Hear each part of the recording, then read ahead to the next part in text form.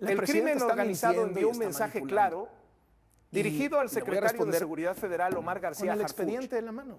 quien sufrió un atentado en Uruapan y fue llevado rápidamente a un hospital. El mensaje del crimen organizado fue directo contra el secretario de Seguridad Federal, Omar García Harfuch, quien sufrió un ataque en Uruapan y fue trasladado de inmediato a un hospital. ¿Qué le ocurrió realmente a Omar García Harfuch y por qué terminó bajo resguardo médico en Uruapan? Esa es la pregunta que desde la noche del 30 de diciembre comenzó a circular con fuerza, porque lo sucedido no fue menor, no fue común y, sobre todo, no fue casual. El martes 30 de diciembre de 2025, Uruapan vivió una de las jornadas más tensas de los últimos meses, una de esas que marcan un antes y un después. Ese día, el funcionario federal llegó a Uruapan en un contexto particularmente delicado. No era una visita protocolaria, ni un evento público, ni una gira para las cámaras. Era una visita estratégica centrada en seguridad, diseñada para evaluar el terreno y coordinar acciones de alto impacto en uno de los municipios más afectados por la violencia en el país. La razón de fondo es evidente: en esta época del año, el municipio se transforma en un punto neurálgico para los movimientos ilegales. Diciembre y enero son meses críticos, periodos en los que las rutas, los traslados y las disputas internas se intensifican. Por eso, desde días antes, la presidenta municipal Grecia Quirós había solicitado un megaoperativo no simbólico ni temporal, sino sostenido, con presencia real y capacidad de respuesta inmediata. El objetivo era cerrar el año con control territorial y empezar enero con una señal clara de autoridad firme. Bajo esa lógica, la llegada del funcionario federal tenía un peso enorme. Su presencia no solo implicaba coordinación, sino también un mensaje político y operativo de alto nivel. La agenda incluía reuniones cerradas, revisión de zonas prioritarias y el establecimiento de una base temporal en una residencia privada ubicada en la zona de Siamba, un punto estratégico por su cercanía a vialidades clave y su valor operativo. Todo estaba planeado para operar con discreción y minimizar riesgos. Sin embargo, la realidad se impuso de manera abrupta. La aparente tranquilidad se quebró en un instante. La zona fue escenario de un intenso intercambio de disparos que sorprendió incluso a los equipos de seguridad. Las camionetas presentes terminaron con cristales destrozados y daños visibles por impactos de bala. El ataque fue directo, sin ambajes, claramente orientado al sitio donde se encontraba el equipo federal. El momento fue crítico: en segundos, la operación planeada se convirtió en un escenario de máxima alerta. La reacción fue inmediata gracias a la vigilancia activa y al personal desplegado en el área, lo que evitó que el atentado escalara a consecuencias aún más graves. Aún así, el saldo fue delicado: 3 elementos federales resultaron gravemente heridos y requirieron atención de emergencia. En medio del caos controlado, Omar García Harfuch también recibió impactos, pero el chaleco antibalas que portaba cumplió su función.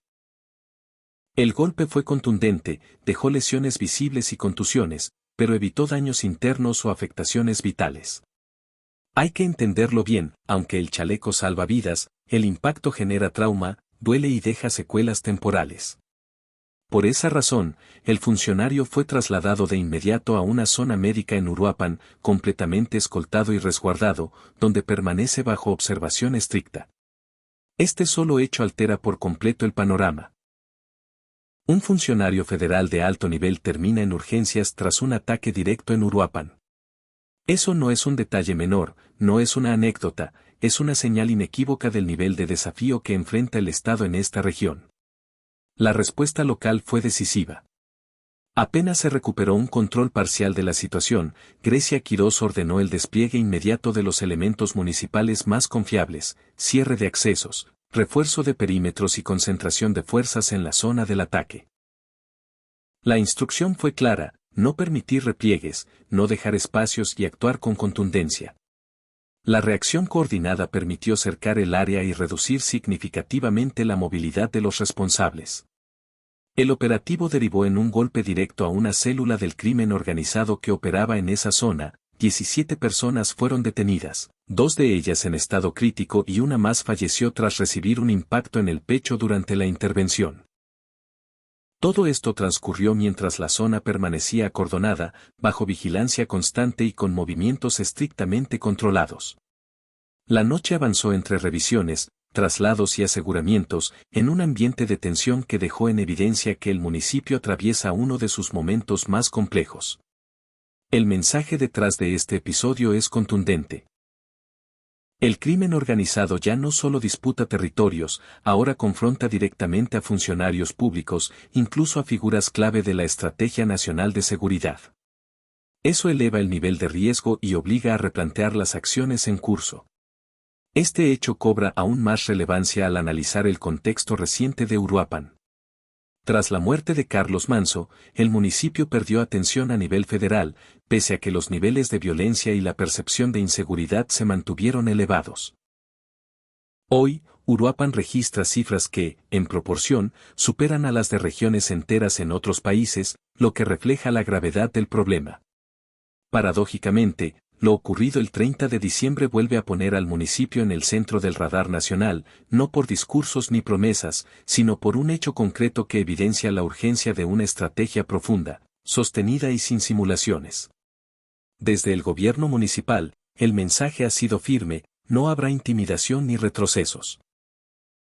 La alcaldesa ha dejado claro que la colaboración con instancias federales debe fortalecerse, porque estabilizar Uruapan no solo impactaría a Michoacán, sino a una parte clave de las dinámicas del crimen organizado a nivel nacional.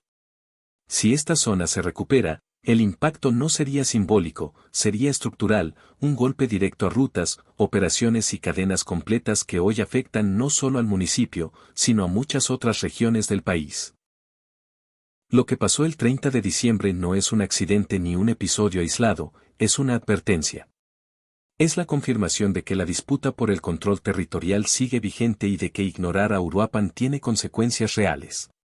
Mientras el funcionario se recupera y las autoridades definen los próximos pasos, una cosa queda clara: Uruapan necesita atención federal constante, no intermitente. Y todo esto ocurre en un municipio que, tras la muerte de Carlos Manso, quedó prácticamente fuera del foco nacional, como si el problema se hubiera diluido con el tiempo. Pero lo sucedido el 30 de diciembre demuestra exactamente lo contrario: Uruapan nunca dejó de ser un punto crítico, solo dejó de ser observado. Hoy, las consecuencias de ese abandono son evidentes y el costo lo sigue pagando la población. Por eso es clave no perder de vista lo que está pasando aquí. Si quieres entender el trasfondo real de lo que ocurre en Uruapan, seguir el día a día sin maquillajes, sin versiones edulcoradas y sin silencios convenientes, suscríbete a este canal. Aquí vamos a seguir contando lo que otros prefieren callar, con contexto, con análisis y sin filtros. Porque lo que hoy sucede en Uruapan no es un caso aislado, es una advertencia para todo el país.